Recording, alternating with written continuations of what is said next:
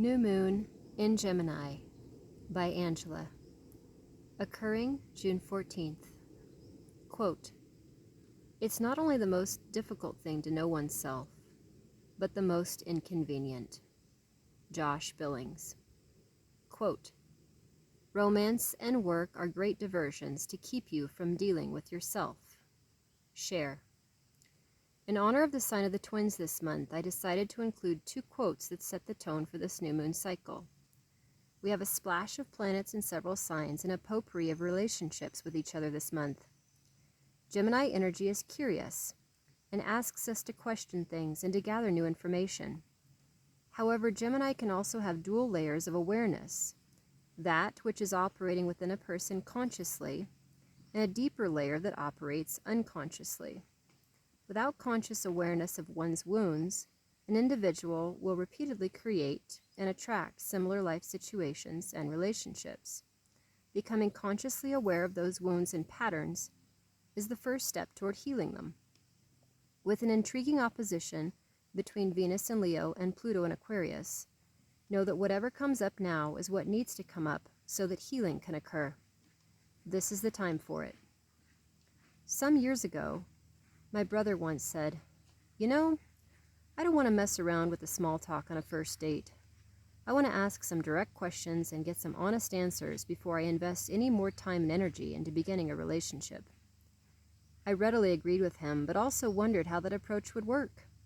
I could imagine how such a conversation across the table from my companion on a first date lunch might unfold. Me. Do you prefer a simple personality or one that is multifaceted, complex, and takes a long time to get to know? I've tried to be the former, but I'm really the latter. Eventually, my weird little tail feathers begin to show. In fact, I'm feeling rather stressed right now because I don't know you, so I'm not sure which facet of my personality to show you this afternoon. They're all authentically me. Why don't you tell me about yourself instead? Date. Looking uncertain. Oh, me. Actually, it would be a whole lot easier for me to get to know you if I wasn't trying to have a conversation with you at the same time. This talking-listening thing is distracting. My antenna is trying to tune into your frequency as one would a radio signal, and the channel is full of static so long as I'm required to talk and listen. I can't get a clear sense of you when my brain is engaged. Could you perhaps call the waiter over and talk to him for a bit instead so that I can just focus on eating this delicious food and on receiving all the information I'm sensing about you? Then, after I've processed that info, I'll be in a better position to ask you questions and to listen to you with a laser-like focus. Me, watching Date's face, growing nervous. Never mind. Consider all your close relationships with family, friends, and exes. How aware are you of your unconscious wounds and patterns? Is focusing on inner work and growth a priority for you? How about depth, intensity, and radical honesty with compassion? Are those important to you?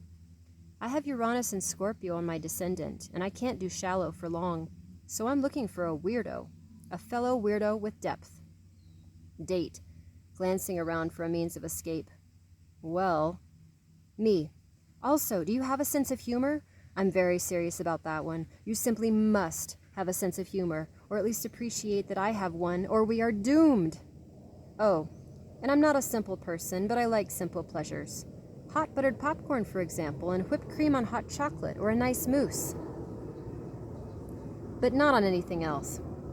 I absolutely love food, in bowls and on plates, but not on human skin. So when I get glazed over thinking about food, I really mean just food, and not food, a la 9.5 Weeks with Mickey Rourke. Such a bizarre, disturbing film. Date, pulling phone from pocket and glancing at it. My elderly mother needs some help, so I'm afraid I need to cut our date short. It was nice meeting you. Me, 10 minutes later, alone in my car. What do you do for work? Yep, that's what I should have led with instead. While the above may be a great example of multi-personality, self-aware Gemini energy, it's probably better to allow for curiosity and honesty to unfold naturally when it comes to real life. Happy New Moon, Angela.